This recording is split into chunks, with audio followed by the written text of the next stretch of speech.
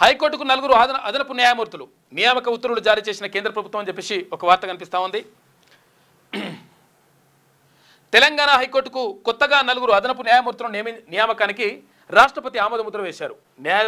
న్యాయవాదుల కోటా నుంచి గౌస్ మీరా మొయినుద్దీన్, సుద్దాల చలపతిరావు, వాకిటి రామకృష్ణారెడ్డి, తర్వాత గాడి ప్రవీణ్ కుమార్లను అదనపు న్యాయమూర్తులుగా నియమించాలని సుప్రీంకోర్టు కొలీజియం చేసిన సిఫారసుకు రాష్ట్రపతి ద్రౌపది ముర్ము ఆమోదం తెలిపారు. దీంతో వీరిని అదనపు న్యాయమూర్తులుగా నియమిస్తూ కేంద్ర న్యాయశాఖ సోమవారం ఉత్తర్వులు జారీ చేసింది.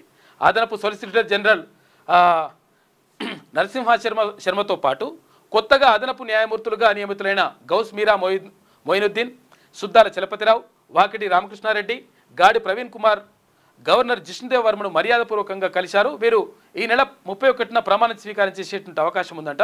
అదనపు న్యాయమూర్తులుగా నలుగురు కొత్త వాళ్ళు వచ్చిండ్రు. గవర్నర్ జిష్ణుదేవ్ వర్మకు పుష్పగుచ్చం అందిస్తున్నటువంటి అదనపు సొలిసిటర్ జనరల్ నరసింహ శర్మ, తర్వాత చిత్రంలో అదనపు న్యాయమూర్తులుగా నియమితులైనటువంటి సుద్దాల చలపతిరావు, వాకిటి రామకృష్ణారెడ్డి, గౌస్ మీరా మొయినుద్దీన్, గాడి ప్రవీణ్ కుమార్ వీళ్ళందరూ కూడా ఉన్నారంట.